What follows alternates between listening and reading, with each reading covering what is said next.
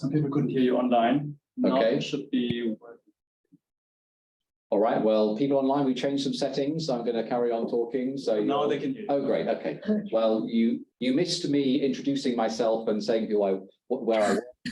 Really irrelevant to the talk. So let's get back on today's talk. Let me talk about this. So in my academic background, I've written a lot of papers about UK welfare reform and the tax credits agenda, looking at how reforms have affected labour supply and fertility.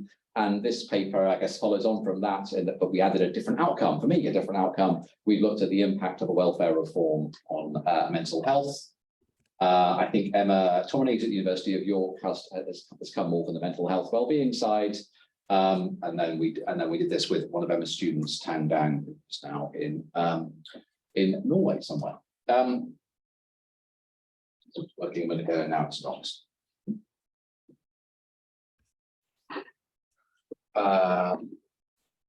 We're looking at a particular welfare reform that happened in the UK.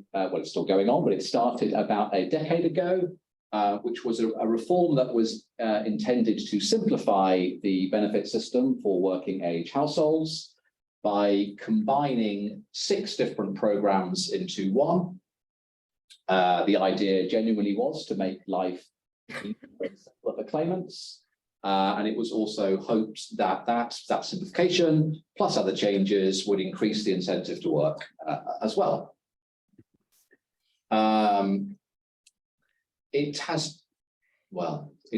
Universal Credit has had a long and slightly checkered career. It's been very much delayed compared to its original, what the government originally hoped to do. There haven't been very many evaluations of it. A couple of papers produced by the government looked at a very narrow measure of whether it was encouraging claimants to move into work more quickly, and they found that it did, but on this kind of very narrow measure. So if you were newly unemployed and claimed universal credit, you were slightly more likely to find a job quickly. But universal credit goes to far more people than just the newly unemployed. Because it integrates these 6 different programs. It contains people who are working as well as not working. It will eventually go to about half of all families with children. It also provides low-paid people with help with their housing. So it's a far bigger program than just help for the unemployed. So far, that's what the main evaluation has looked at. We want to understand also the impact on mental health and not just employment outcomes. We're going to make use of the fact that it was not introduced in a big bang, but had a kind of staggered rollout. And the rollout was, it was staggered for operational reasons. So it wasn't set up as an experiment. It was for operational reasons. And the rollout, it was staggered in 2 ways. Firstly, by geography, and then by family type. So certain areas of the country began operating universal credit before others. And even when you were operating universal credit, it was initially only some family types and then others. So I'm beginning to describe my kind of identification approach there. And then also the second point is relevant to avoid overwhelming the benefit system. So the government didn't want a big bang, it wanted to phase it in gradually. Universal credit only applied if you had a change in circumstances. So if you newly became unemployed and you were in an area that was running universal credit, then you claimed it. But if you were already unemployed or already getting one of the old benefits, you stayed on them.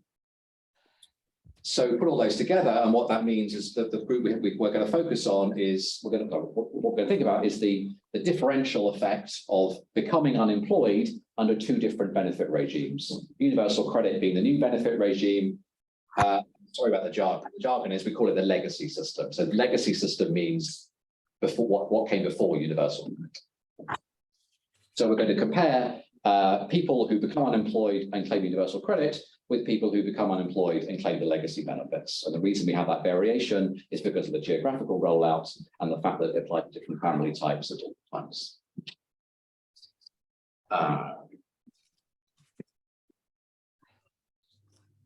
So I guess three contributions. The first of all is thinking about the impact of a welfare reform on mental health rather than labour market outcomes.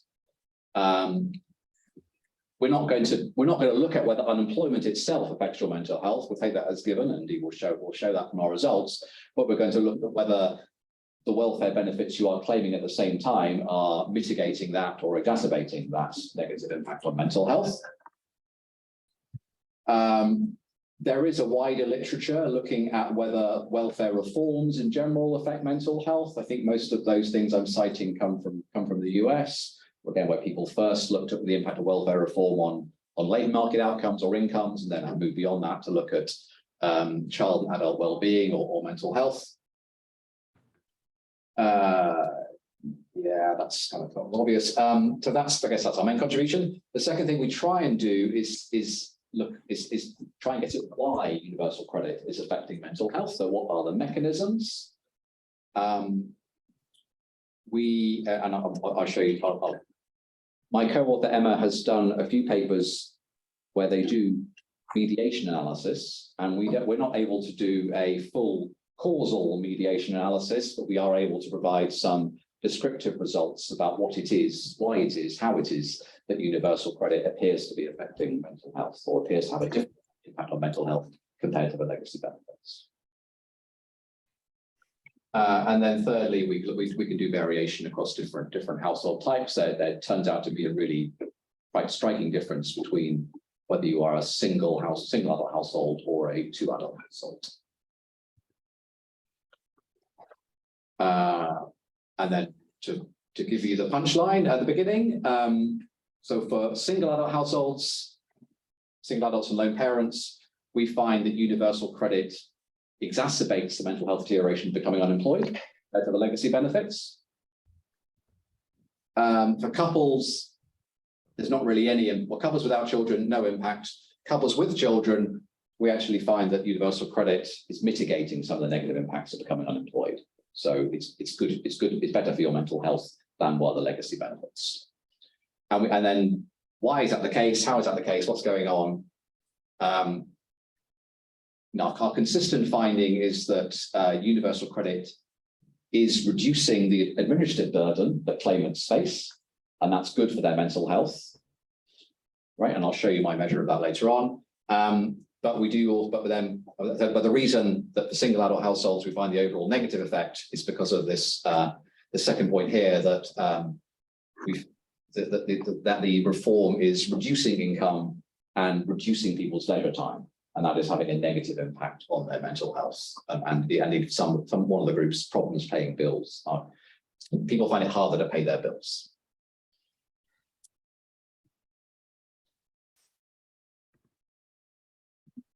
Right, preview, let me do all that then bit more slowly. I guess I've said this already. Universal credit combines 6 different programs into one, and the key thing when thinking about universal credit now and the debates you hear now, the key thing to bear in mind is that this is will be a very large program because it's not just going to the unemployed. It will go to people who are in low-paid work, or people who are getting support with their housing costs, or people who are getting help with their local taxes. This paper, though, is focusing on those people just on those who become newly unemployed. And then we have this geographical rollout, which I don't think I need to show you. Then there was this also a rollout by family type. So originally, when the rollout began, at the very beginning, it was only for the simplest of cases, single adults without children, not self-employed, not in education, not homeless, and so on and so on. Then it was extended to couples with no children, and then 2016, claimants with children. And then, as I was saying, even then, it wasn't automatically rolled out to everybody of that family type in the area at once. It only applied to new claimants from that point in time. The government has continuously postponed the point at which it actually moves people from the old benefit regime to the new benefit regime. It is now happening after being delayed many times, but we're not thinking about that. In this paper, we're thinking about people who newly became unemployed, and so for that reason they made a new claim of benefits, and then that was either one of universal credit or one of a legacy benefit.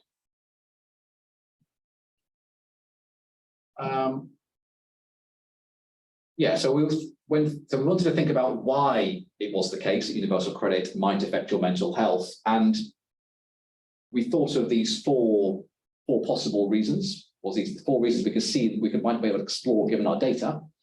So the first one is a change in the administrative burden placed upon claimants. So we think here that universal credit should be reducing the administrative burden of being a welfare recipient, because rather than having to navigate multiple different programs which interact with each other, you have to just interact with one. So that should make a claimant's life simpler. The second one is that universal credit compared to legacy benefits might affect your income or your sense of financial insecurity. Now, the most kind of high-profile change here was, we may have heard of reference to a 5-week wait.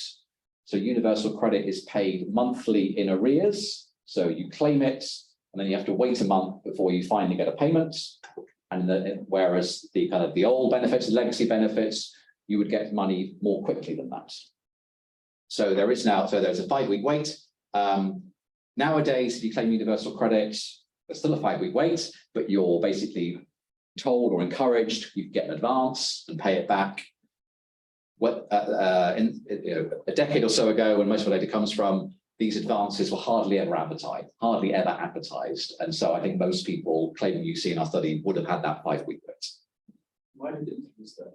Why, sorry? Why did they introduce that? Why did they? Well, it wasn't that they didn't deliberately set out to make you wait 5 weeks. Yeah. It was more that they wanted your award to be based upon accurate, verifiable, known, definite facts about what your circumstances were. Yeah, so they basically, so yeah, it's. I mean, I don't think paying in arrears is that right. Yeah, well, that's the reason why. Whereas in the legacy benefits, you would get paid benefits based upon an assessment of your needs that was partly based upon actual verifiable data and partly based upon what you said would be the case, and it could then be corrected afterwards. And the problem with that is that you get overpayments. People get paid too much. The government tries to claim it back. Money's been spent. So the government had got a terrible mess in the past through this issue of overpayments. And I think it really wanted to avoid overpayments. So in that case, it made sure that the formula for determining how much you got was based only on definite, factual, verifiable information, which means you have to wait. Okay, so yeah, so nowadays people get advance payments pretty much nearly automatically. In the time we're looking at, that wasn't the case. So for many people, claiming universal credit would have meant a 5-week wait, whereas claiming the legacy benefits, they'd have got money more quickly. But there were some other changes also under universal credit. Well, under universal credit, if you were getting support for your housing costs or support towards offsetting your local tax, that would get paid to you. And under the legacy benefits, it would have got paid to your landlord and to your local authority. So you had a greater financial responsibility, which may have been good for your mental health. It might have been bad for your mental health. We're not sure, but there's a change there as well. Okay, then there was a change in the job search requirements, the requirements placed upon you as an unemployed person. And there was nothing inherent in universal credit that meant it was harsher on unemployed people, but when the government introduced universal credit, it sort of used that as an opportunity to tighten up on the rules applying to people who are unemployed. So we tightened up the requirements to look for work and accept job offers compared to the legacy benefits. And then the kind of fourth one is, yeah, we think there might be, so the fourth one is whether there I guess it's really about sort of whether people actually liked being on universal credit. So what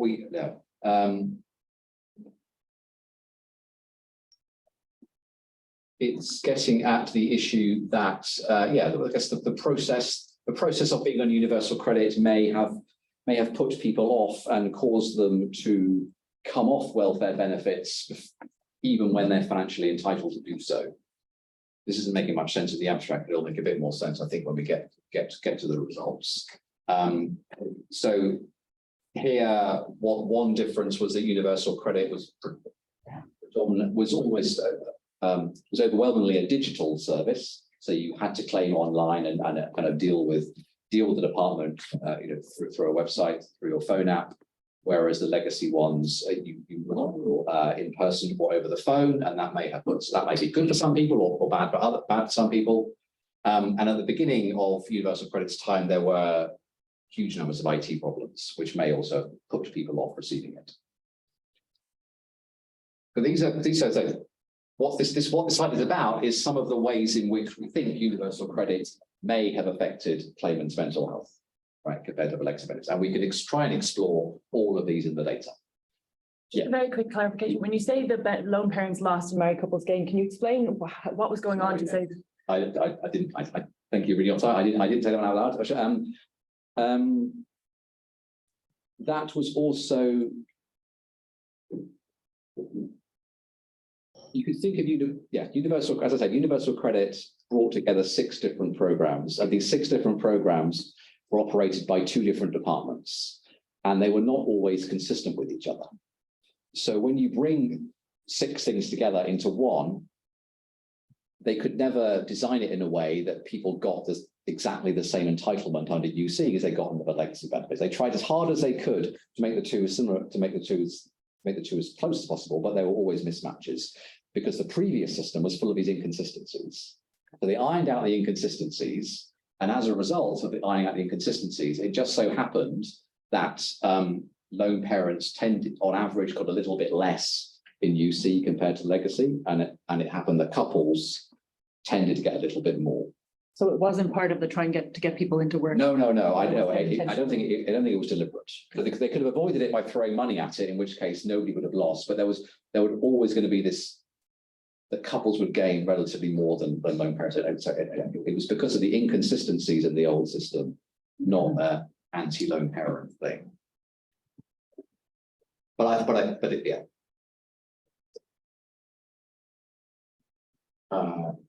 Okay.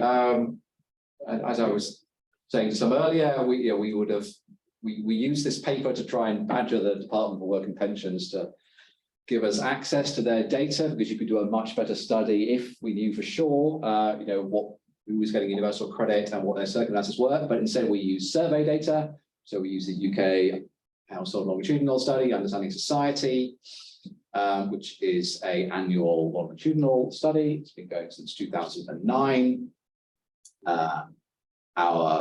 We look at working age adults.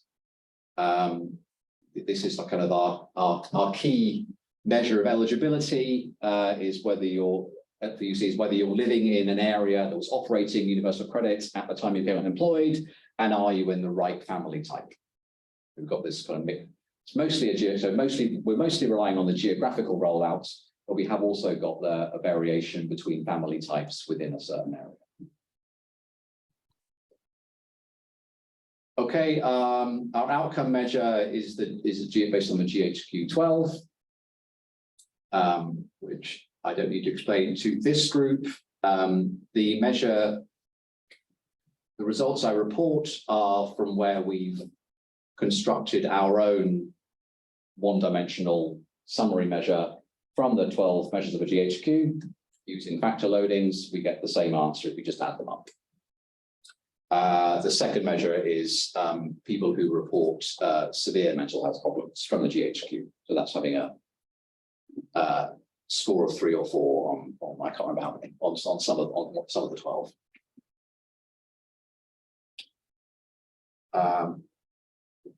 And then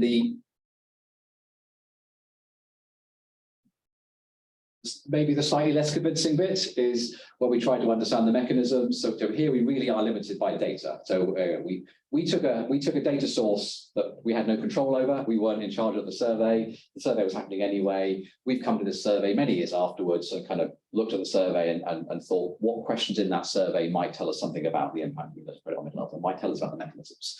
And these are the ones we came up with. So what we can measure in the survey are the number of different claims and benefits people make. So that it so happened that was asked for. We know the amount of benefit income a household. What does that mean? I mean, it does just count. It does just count them. We are just counting. Not the number of times they get paid. Or No, it's claims they make. Claims, not payments.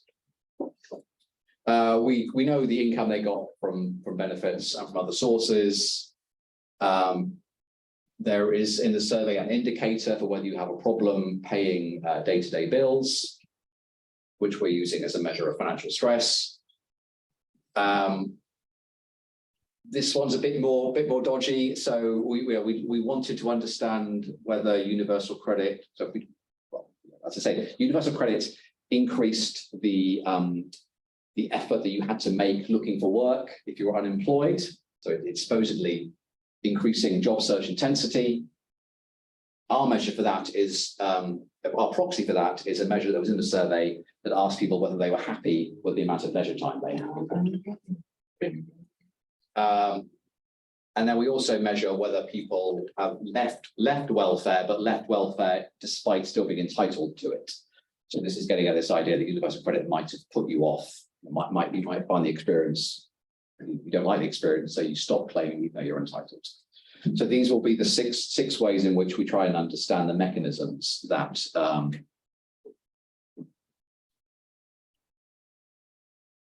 we doing questions as we go along, or should I? As you wish, actually, we can do them at the beginning. So there's one question here whether why you issue Q12 instead of 36. Oh, sorry, it is 30. It is 36. It is okay. Go back. No. I think from the UK, this one has the 12. Yes, it's 12. But I think it's the only one. You mean 12? It has 12 questions. Yes, 12 questions. Sorry. Yeah, sorry, yeah. I think it's the only one that's included. It only has 12 questions. Sorry, I was thinking yes. 0 to 36 if you use a 4-point scale. Right. Yes, it's only got 12 questions. Is that just that one? Mm-hmm. Okay, great. All right, so where are we? Okay, the equation we estimate, so we have individual longitudinal data, so we observe individuals multiple times. And every year we observe their mental health outcome. And then we basically, we'll have a control of whether you become unemployed in that year. That should be UT. So that's alpha 1 will be the impact on mental health of becoming unemployed. DIDT is beta. Oh yeah.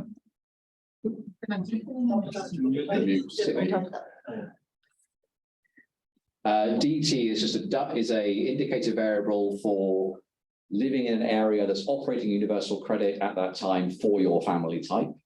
So would you, and then you crossed with D is 1 if you become unemployed in an area operating universal credit for your family type. So the coefficient of interest is alpha 3. That is measuring the impact on mental health of becoming unemployed in an area operating universal credits, right? Whether compared to the world of becoming unemployed under the legacy benefits. X is load of individual covariates, and obviously we've got fixed effects at the time level, area level, and individual level. Yes. It's a two-way fixing. Sorry? It's a two-way fixing. Yes, absolutely. Okay.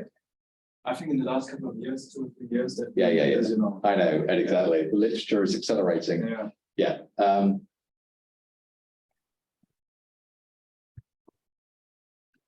So yeah.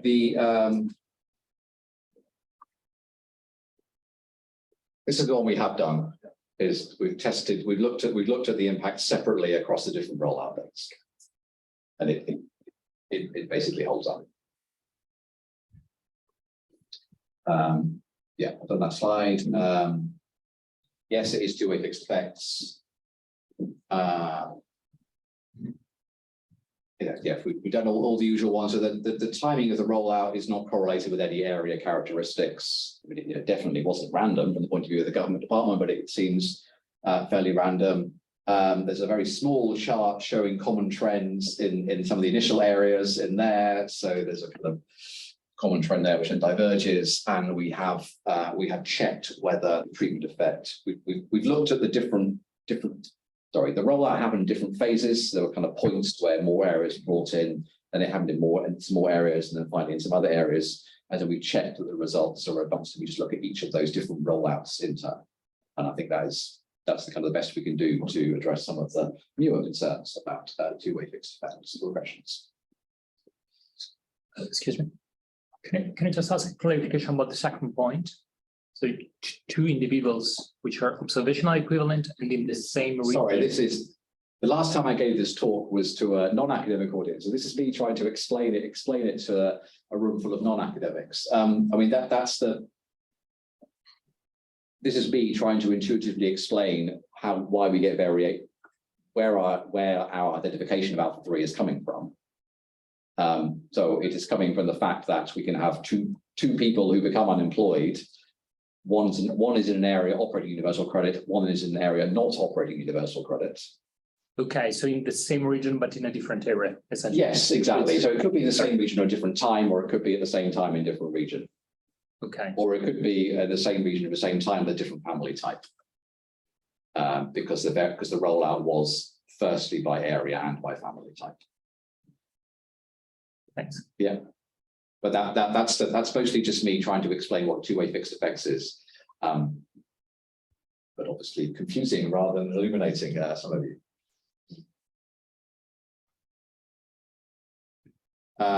Okay, so this slide is going to show our main result. The row you need to look at is the third one down, unemployed cross UC eligibility. The outcome measure is this single unidimensional measure of mental health we created in the GHQ, and it's normalized, so this is all standard deviations. The top row is telling you what's the impact of becoming unemployed on your mental health. Negative, as you'd expect. The second row is the second row is the impact of becoming unemployed.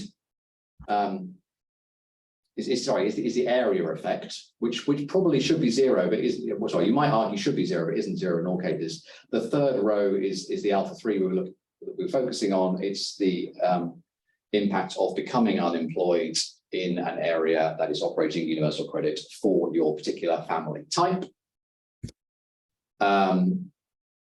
So what are the results? It's that for the single adult households and for lone parents, we're seeing that becoming unemployed in a universal credit area is worse for your mental health than with legacy benefits by between 0.08 for standard deviation, single adults, 0.14 for standard deviation for lone parents. There's no significant impact for couples without children, and there is a mitigating impact for couples with children. So claiming becoming unemployed in a UC area is better for your mental health than under the legacy benefit world. Fairly big standard errors, maybe not the most hugely convincing of results, but there they are. So many different facial expressions in the audience. From confusion to anyway. I'll carry on if there are no questions.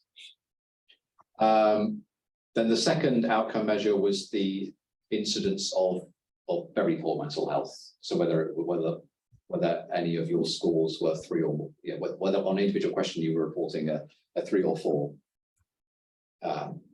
And it's similar. So similar, exactly the same. Still looks like universal credit is making becoming unemployed worse for mental health for single adults and lone parents. We've still got a beneficial effect for couples with children,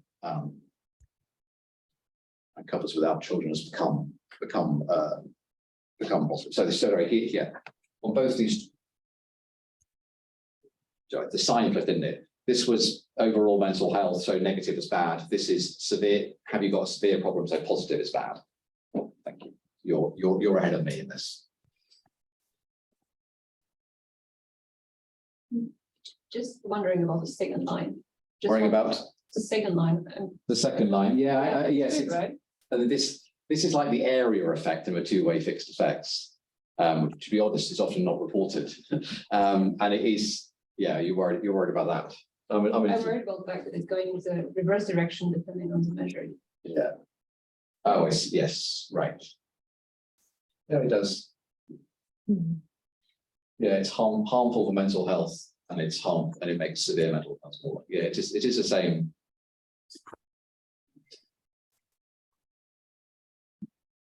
Yeah, for some reason, yeah, I don't have a story for why this is not zero, but it is consistent between the two outcomes.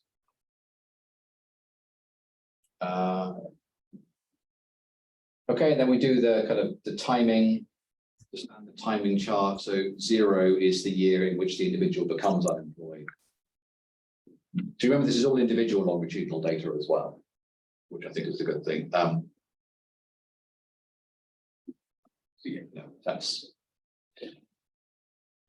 small survey. So standard errors are pretty big. I'm not going to claim these are hugely compelling or massively convincing, but it's something, there's something going on. Yeah. Can I can't see the legend that well. Is this the timing from like when you become unemployed? Yes. Or is it like since when it was introduced? It's when you became unemployed. Right. And I suppose what the number is there is it's comparing. Actually, don't ask me what 0. Don't ask me what 0 is. Sorry. It's comparing you to this counterfactual universe where you would have got the legacy benefits. This is how much worse becoming unemployed was for you if you got universal credit compared to the legacy benefits. Yeah, so before you became unemployed, the mental health of somebody in a universal credit area was no different from somebody in a legacy benefit area. After you become unemployed, here and here, there is a difference in your mental health. Okay. Okay, and then to talk you through the way in which we tried to understand how it was affecting, or how or why it was affecting your mental health. We've got these 5 things I mentioned earlier. So formally, what we do then, so we've got these five we call them mediators in the paper because we were hoping to do mediation analysis. It turns out that we don't satisfy all the conditions needed to do causal mediation analysis, so we're going to provide you descriptive analysis, but we still call them mediators. So what I'm going to show you is the result of a series of regressions where we regress these 5 or 6, keep changing. We regress these 6 mediators. We're taking the same equation I showed you before, but rather than putting mental health on the left-hand side, we're putting these mediators. Okay, so the mediator might be how much income you have, how many benefits you're claiming, have you got a problem paying bills, are you happy with your leisure time, and do you stop claiming benefits even though you're entitled to? And then we can link those. Yeah. So let me show. So now I'm just going to show you the alpha 3 coefficient. So what is the causal impact of universal credit on these other outcomes? So we do find that it is lowering the administrative burden of applying for benefits. I mean, that one's pretty obvious, right? Because there were fewer benefits. So you also almost see this as a validation exercise. Yes. How did you measure that?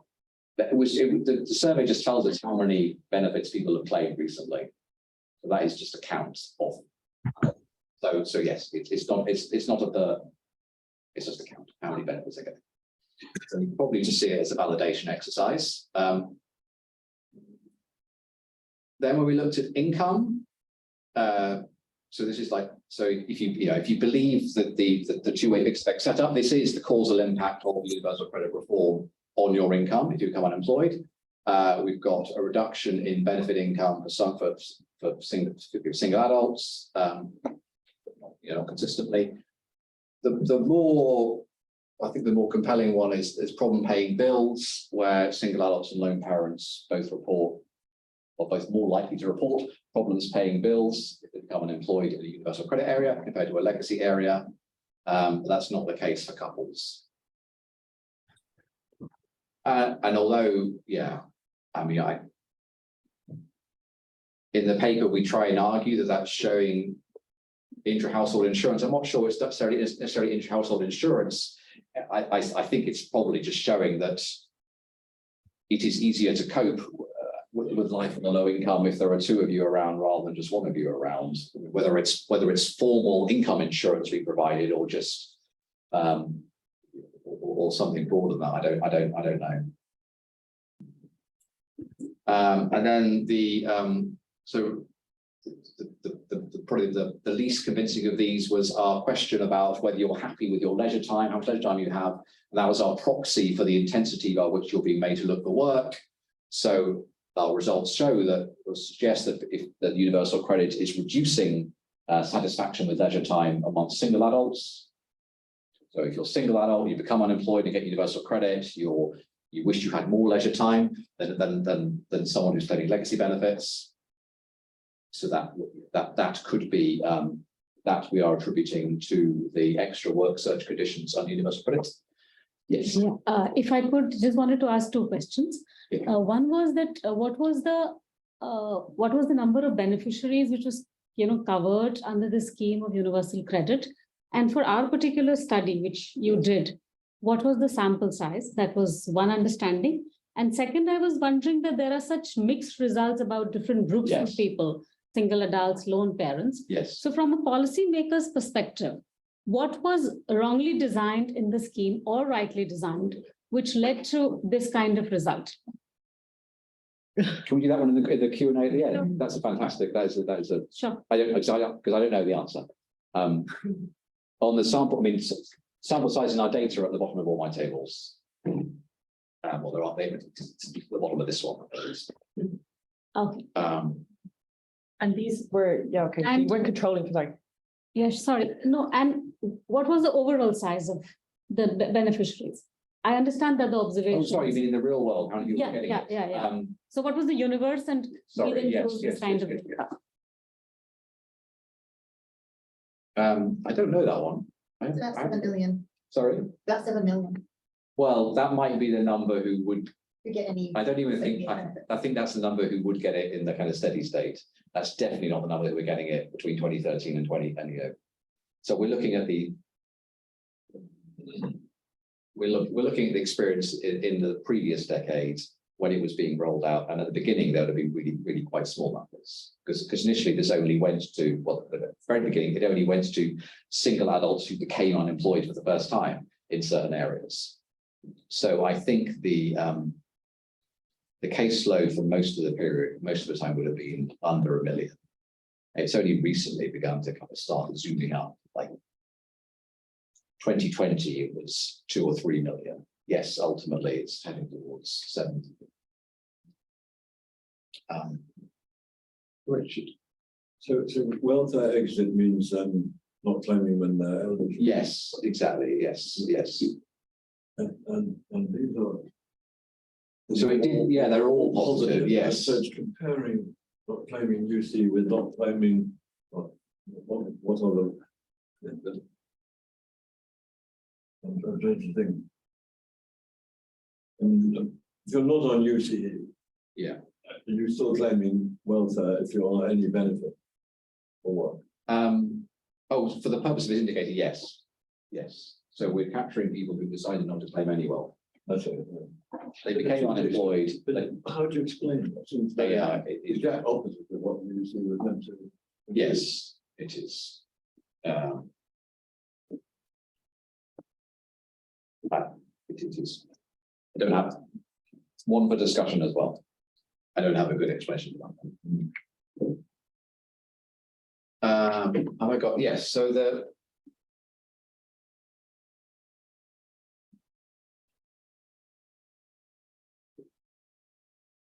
so some of you were nodding when I mentioned causal mediation analysis.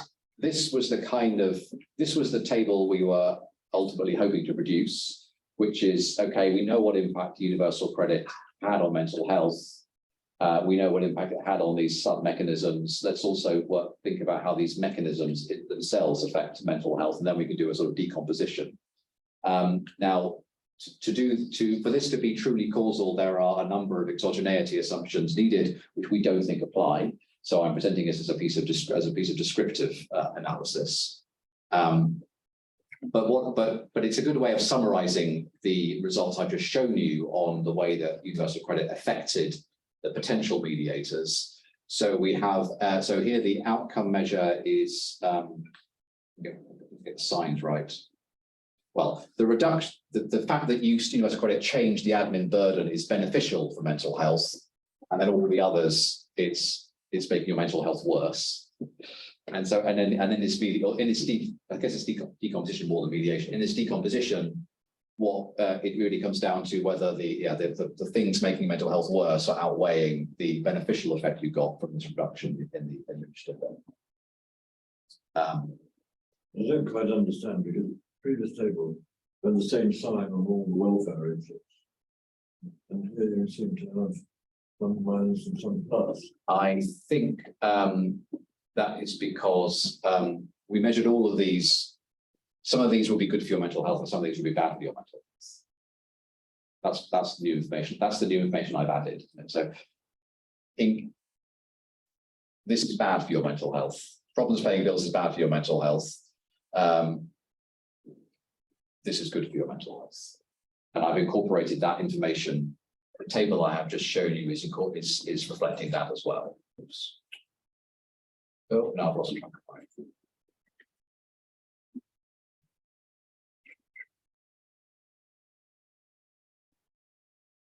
Sorry. That is the one. Isn't it welfare exit? It's welfare exit.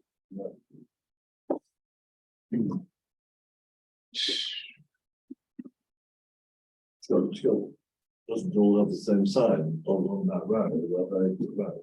Sorry, I see what you mean. Whereas in the Sorry. table, they have the same sign all along the road. Okay, I don't know the answer to that one. Doesn't this model then include everything controlling for everything else? Like the models you were presenting before, we're just looking at them in isolation.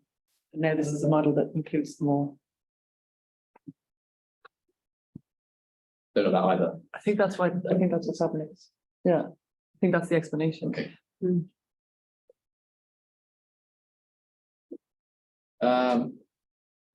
Okay, I'm finished nearing the end, and it'd be great to get to the point that was just made. Do I need to answer any interesting questions in the chat? I think we can just. Okay, great. Okay. So our core results is that for lone parents and single adult households, claiming universal credit, becoming unemployed in universal credit areas is worsening the mental health impact of becoming unemployed. We find a beneficial effect in that universal credit is reducing the administrative burden, but this is cancelled out by the impact on your income and heightened problems paying bills. For couples, there is either no effect or sometimes a positive, beneficial effect on your mental health.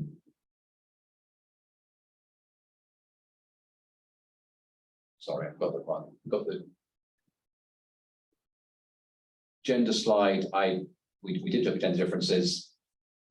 They're not significant, but they suggest that men are more vulnerable to negative mental health impacts. So again, we're showing here the key alpha-3 coefficient. That's the top row. The next row down is an interaction with being. Sorry, I forgot this slide was coming. So very minor. Yeah, weak and probably should be ignored evidence that men seem a tiny bit more vulnerable to negative mental health impacts. Okay, so yeah, the key results were that we worsen the universal credit is worse mental health of newly unemployed single people and lone parents, couples who were either unaffected or found the process or were better off than under legacy benefits. Policy lessons. I mean, let's be clear, the variables we could look at for this mediation or decomposition do not perfectly line up with aspects of the policy as much as we would like. We do have to design our own survey. What it suggests is that a simplified welfare system can improve mental health claimants. But there were definitely other things going on when universal credit replaced legacy benefits that were negative for mental health, particularly so for single adult households or lone parents, which we are attributing, but without much evidence that this is possibly just some form of intra-household support or insurance. That's my last slide. Yeah, that is my last slide. Thank you very much. I think there have been a couple of questions in the chat, and for some reason the onset is humongous. Max Casper's asking, what's the maximum time between observing a person's mental health and the onset of their unemployment spell? Just to get a sense of this. It's like a long run or short. That's a very good point. I mean, it's annual, it's annual data. So yes, it could have been a long time. Then, do we know what was driving the single couple benefit income differential for out of work non-disabled households? Both systems paid pretty much the same. So was it driven mostly by working partner income in the couples and how that interacts differently with benefits in the two systems? Yes, it is exactly that. Okay. It is exactly that. Okay. Okay. Any other questions? Maybe? Yeah. Hi, I might have missed it, but can I confirm like when someone is unemployed, they will immediately get enrolled in the universal credit? Well, you would have to actively claim it yourself, so it didn't happen automatically. Is there any delay in this? But no, you could claim it straight away. You could claim it straight away. So you don't have this information, whether there's a gap? We certainly didn't make use of that information. So we are just, the data is an annual longitudinal study. We haven't attempted to like fill in the gaps between the annual interviews. So we're just we're taking their situation on the day they were interviewed, which is relevant to that question in the chat. So there could actually have been a 11-month delay between becoming unemployed and being interviewed and appearing unemployed in our sample. But yeah, in reality, you could claim it the very next day. The question which I Yes. Well, I don't know the answer. So just some understanding. I was wondering, if the learnings of the study have to go back into policy making, then what could be, component which needs to be rectified, so that it could improve mental well-being. I mean, the very first lesson we take to policymakers is you should have been doing this anyway. You, the government, should have been doing this anyway, thinking about how the reform affects mental health and not just about how it affects labour market outcomes. But then what this study alone can tell you, I suppose, it's not, this study alone isn't that convincing about the mechanisms through which you see affect mental health. The conclusion we have is this one here, that the simplification can be beneficial, but the stricter rule about work search appears to have reduced single adults' mental health. And it looks like universal credit is making it harder, is causing issues about paying bills. So those are the two things we can see enough. If I really want to go to a policymaker and say you need to change universal credit because it's working with mental health, I would definitely want to draw on qualitative research with claimants, right? So fortunately, together, this is a great example where quant and quality work together are going to make a much more powerful case for change. We can use evidence like this to say, look, for some groups, universal credit is worse for mental health than legacy benefits, and we can use qualitative evidence to really probe what it was and why. I mean, we know from anecdote and evidence that the 5-week wait was very, very bad for people, and that is why why when you claim nowadays you are heavily suggested to get an advance to try and get rid of that 5-week wait. But in the 2010s, when this was first being rolled out, that was not the case. So many people had 5-week wait. Yeah, I think it's like a difficult empirical exercise. Yeah, right? Because they're trying to like compare universal credit, which is a good thing, with the legislative system, which is probably also like a good thing. And the legislative system is like, consists of all these different rules, and basically it's almost clear that, if you basically simplify it, you will be good for some and maybe bad for other people. So I think when you try to find out whether this is actually like a really good thing, universal credit, I think you need to also look at the costs. Maybe universal credit really saved a lot of costs, and hence it's much more sort of like cost effective. It's the aggregate than the legacy system. And then you can make more of a, because now actually we don't really know, is it a good thing or is it maybe not so good? For some it's better, for some it's worse. But if you compare it, even if it saves, if it's only half as costly as the other system, the older one, then it's very clearly better. Yeah. Well, it could be costly when you think about cost, you should think about two different things. You should think about the cost of running the scheme. So how much is it costing DWP to run the computers and pay for the staff administering it? And we don't know what the answer is because they don't tell us, but I'm sure it's lower. At least in the long run, it'll be lower because so it's much more digitized and it's been done in one department, not split up in several departments and so on. And then there's the kind of cost. What does the cost of paying the money out? How much is actually being paid out in support and how's that changed?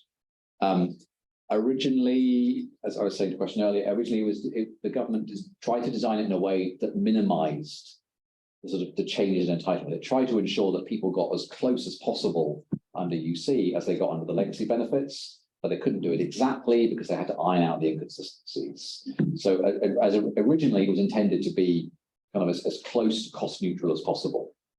And it was pure, and it was just about a simplification exercise. And a digital, making it digital.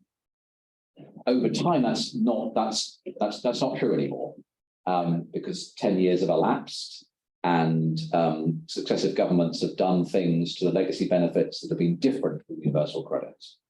What they've tended to do is they've cut universal credit more than legacy.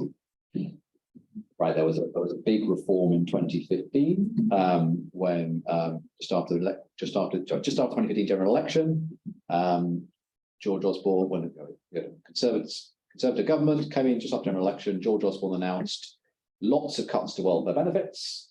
And then there was a kind of uproar. Parliament didn't like this, and so they cancelled the ones to the legacy benefits. They kept the ones for universal credit, because they were going to be phased in over time. So I don't know. I don't think people.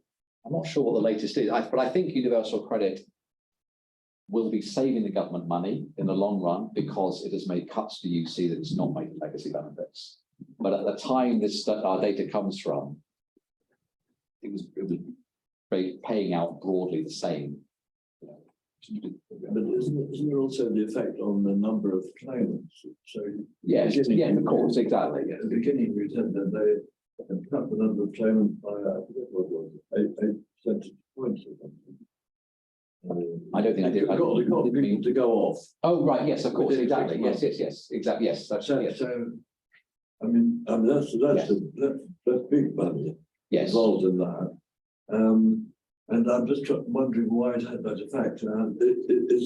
Would it be correct to say that people were more willing to take jobs because it was easier to get back onto benefit if the job then failed? I don't. Yeah.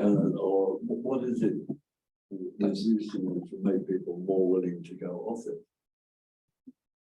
Yes, that was on my first or second slide, and that was a government evaluation of whether people who newly became unemployed found work more quickly under universal credit or under legacy, and they did indeed find work more quickly under universal credit. It was a study based entirely on government administrative data, so they have no idea what the mechanisms are. What the hoped for mechanisms, that might be what you said, would be one of the hoped for mechanisms that would be easier, yeah, exactly, because there was a single benefit applying to people who are out of work and in work. You could kind of stay in the system even when you found a job. So if it didn't work out and you fell out, you became unemployed again, you didn't have to make a new claim. Yes, it should have been. It should also be simple. It should be easier to do better off calculations under universal credit than under legacy benefits. But you've only got one benefit to think about rather than 6. But the reality is we don't know. It could also be, as I said, there were also tougher work search conditions under universal credits. They didn't have to be, did they? I mean, they could have made them the same as it was. They made them tougher on universal credit, so it could have been that. Yeah. Yes, but you've had too many. Back. Yeah, I'm wondering if you did or if you're able to look at the difference over time. So like if it's like a new system, right, the first month or year that it's set up, it is a bit crazy and difficult to claim because like the workers themselves don't know what's going on. And then if you apply 2 years after it comes in your area, you might not have the same administrative that you would have if it was. Yes, exactly. Yes, so those of you who are around at the time who have got very good memories will remember that, yes, in the kind of 2013, 2015, there were so many stories about universal credit computers just not working. In our study, as I said, in response to the criticism of two-way fixed effects, what we did do was we sort of looked at each sequential rollout. So at various points in time, more areas were added, and we've looked at kind of each of those separately, and we get the kind of the same result every time. So there's no strong evidence that the impact on mental health has been changing, is the answer. And then you had a question, yes. It was a question around the mediators, and it's not one that I Yeah. can't look at in the data, but one that I was particularly interested in is stigma, like whether there's been any Yes. qualitative evidence that it's changed the level of stigma associated with like applying for loads of different benefits, being put through the ringer loads and loads of times versus this one system that kind of applies to all sorts of people and all sorts of motives for getting some. I think that's what we were trying to pick up in our last indicator, but I'm definitely happy to admit it didn't quite work. I don't know the answer. Stigma doesn't tend to come up very often in discussions about working age benefits. It comes up more in discussion about old age benefits. So when you ask people why they're not claiming benefits which are entitled, it's more likely to be older people who explicitly talk about stigma or shame than it is working age claimants. But yeah, a good point. We don't know. Any other questions? No? On the chat online? No. If not, then thank you so much, Mike.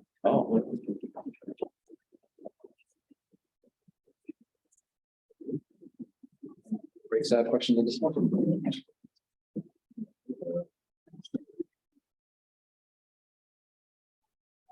We get the job. The high work.